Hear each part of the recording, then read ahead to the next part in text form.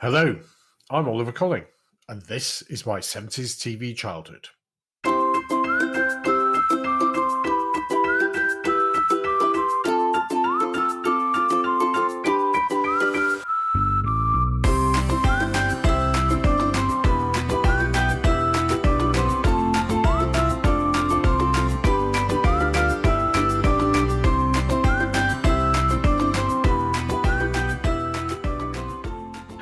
Hello. Welcome back to my 70s TV childhood.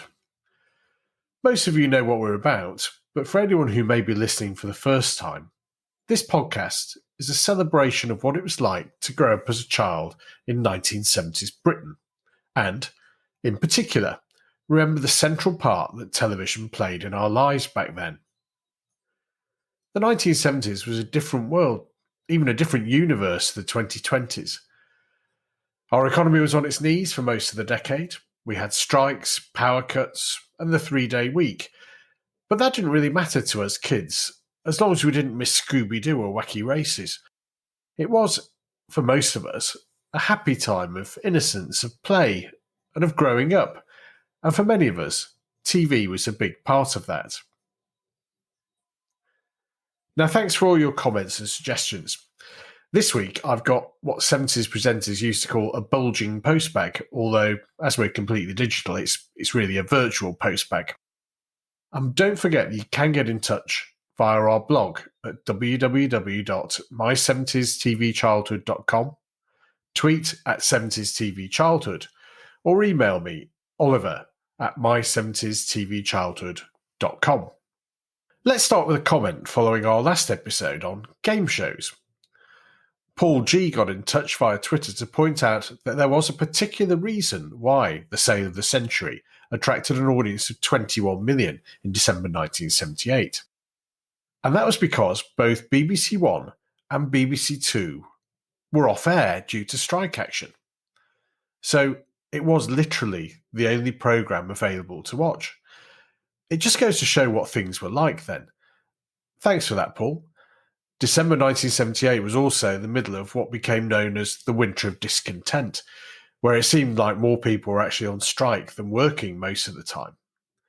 So I hope that Nicholas Parsons and co managed to cheer everyone up a bit, as I think most of us probably needed something to take our minds off what was happening in the country at large. Now, I've also had lots of comments, probably more than I've had on any other subject, following our commercial break episode, where I selected my own top 10 of best TV ads from the 1970s. On the plus side, most comments, such as one from David in Leeds, were in broad agreement with my top choice of the Smash adverts. But many of you disagreed with some of my other choices and have suggested other adverts which you think should have been included. Well, in the next 15 to 20 minutes, I aim to put that right with a quick run-through of some of the other top 1970s TV commercials, as nominated by our listeners. I'll try and categorise the additional items as best I can, but do excuse me if I go off to tangents, as I'm sometimes prone to do. For those who listened to our previous ad-based episode, you may remember my main observation was that Britain in the 70s was somewhere where, judging by the adverts, our citizens spent lots of time getting drunk, smoking cigars, eating, and then buying lots of cleaning products to deal with the mess. I have to say that the suggestions I've received from listeners do nothing to dispel that impression, although they do add a number of personal grooming products to the list, which suggests we try to cover up our drunkenness in a haze of perfumes, aftershaves, and toothpaste, which again does sound very plausible with what I remember. Let's start with drink. I seem to have neglected beer adverts, which lots of you remember. What is interesting is that there are lots of regional variations in your memories, so that those of you who are in London and the South East remember TV adverts for Courage Best, for example, and Midlanders have fond memories of ads for Mitchell's and Butler's Mild. That probably explains why I have fond memories myself of the range of adverts produced by my hometown brewery, Greenall Whitley. My favourite was a parody of the Paul Newman film Cool Hand Luke, featuring a group of prisoners breaking rocks in a chain gang in a southern state of the US. They're there under the hot sun, under the gaze of a guard with the mirror specs as in the film, and one of them stops hammering, drops his sledgehammer, and starts to sing.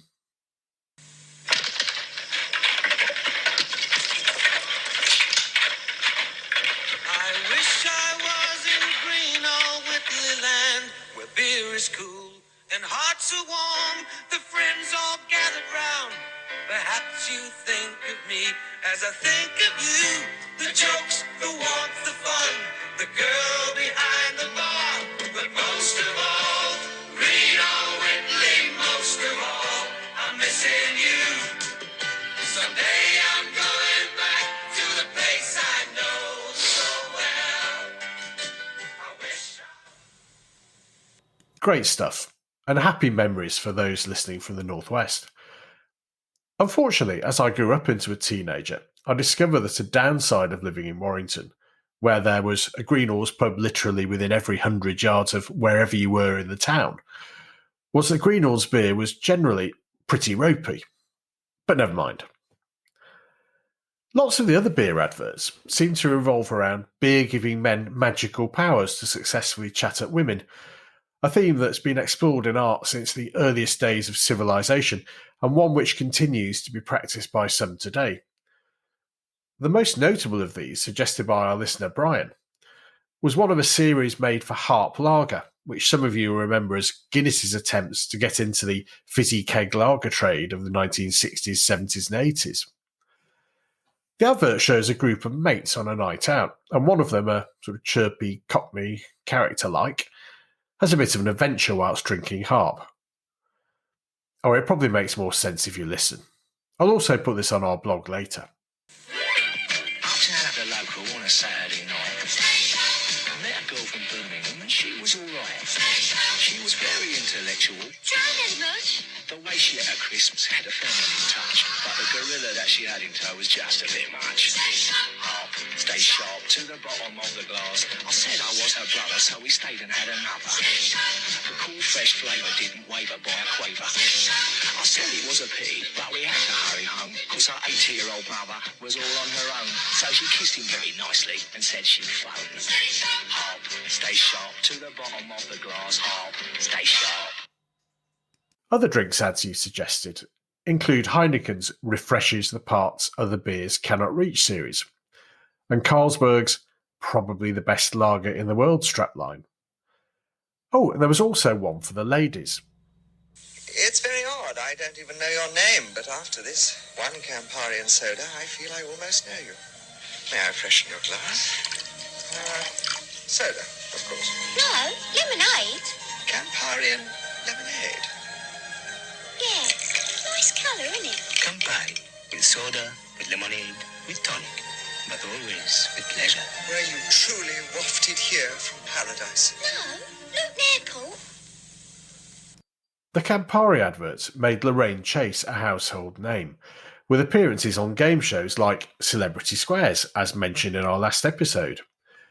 And these adverts even inspired a hit pop tune entitled Luton Airport by a group called Cats UK, which got to number 22 in the charts in the UK in 1979.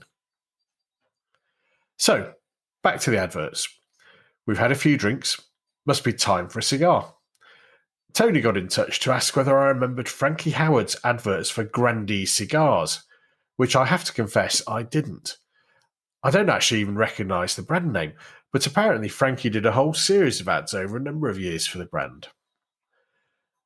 Personally, I'm not sure whether Frankie Howard could ever convince me to smoke a cigar, but I'm sure they were onto something. The big ones I do remember, and apologise for neglecting in our programme, was Hamlet.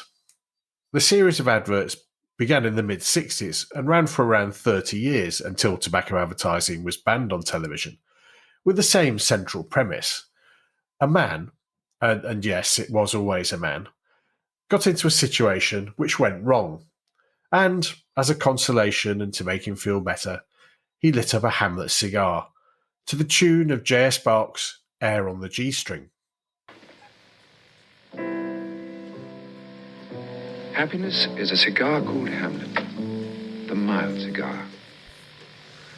After all that drinking and smoking, a bit of personal care is needed, and you've had plenty of ideas on that. A number of you remember the Colgate Ring of Confidence. So fresh. It really works.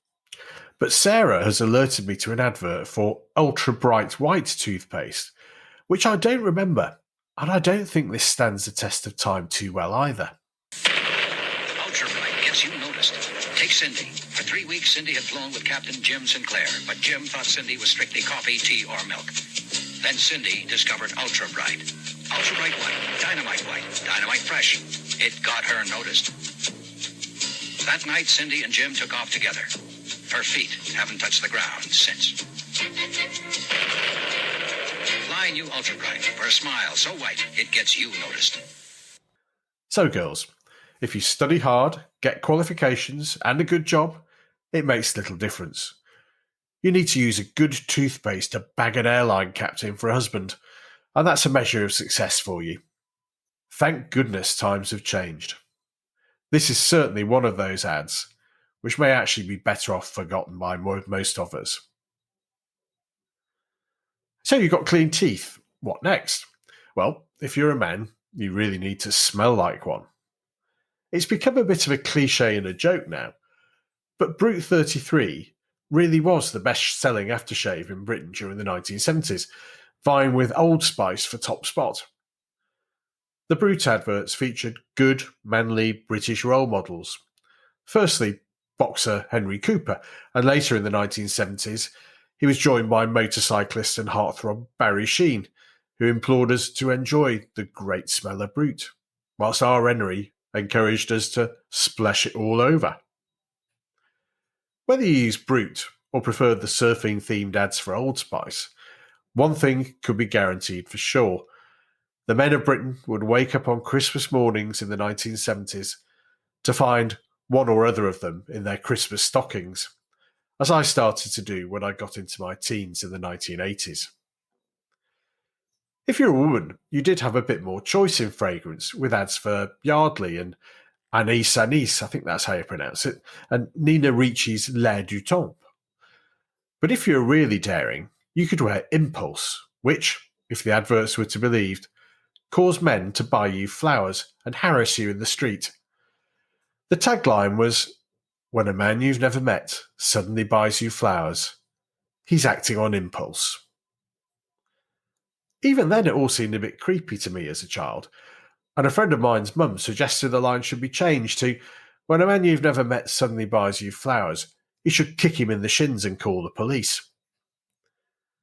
The whole tone of some of these adverts was, at the very least, inappropriate.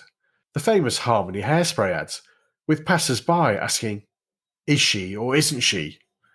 talking about whether she's wearing hairspray or not, now seems deeply worrying.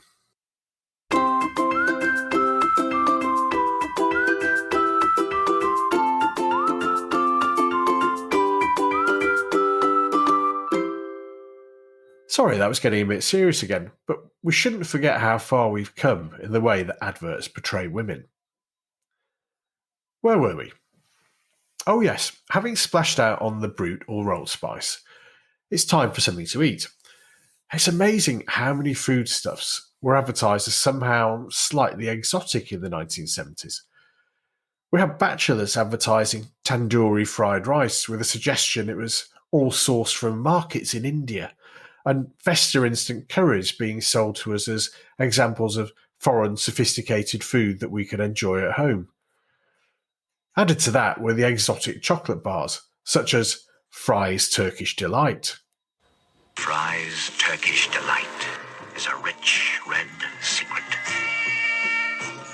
A rare Eastern essence slowly mingles with smooth milk chocolate to give you a long, luxurious taste of the East.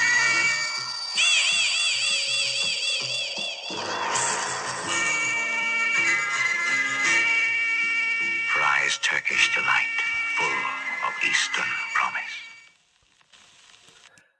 And Bounty bars, which were the taste of paradise, always accompanied by glamorous men and women lounging on tropical beaches. From what I remember, it was a sickly chocolate bar filled with coconut, but the image was very successful, and it represented a moment's dreaming of something more exotic than, say, a wet Wednesday in Warrington. We then also had Wall's Cornettos sold to us as the epitome of classy ice cream, by none other than a singing Venetian gondolier. Just one cornetto, give it to me, a delicious ice cream of Italy, the nut and chocolate dream.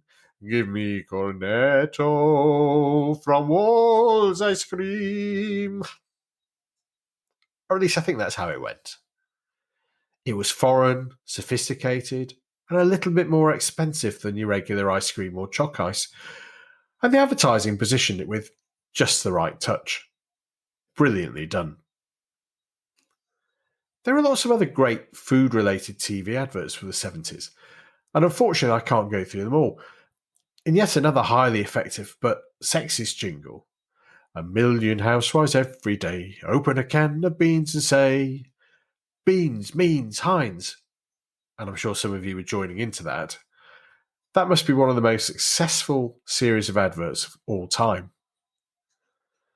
And once you've had your baked beans, then Mummy can do the washing up, using the softest, longest lasting washing up liquid known to civilization, and highly favoured by the lovely Nanette Newman.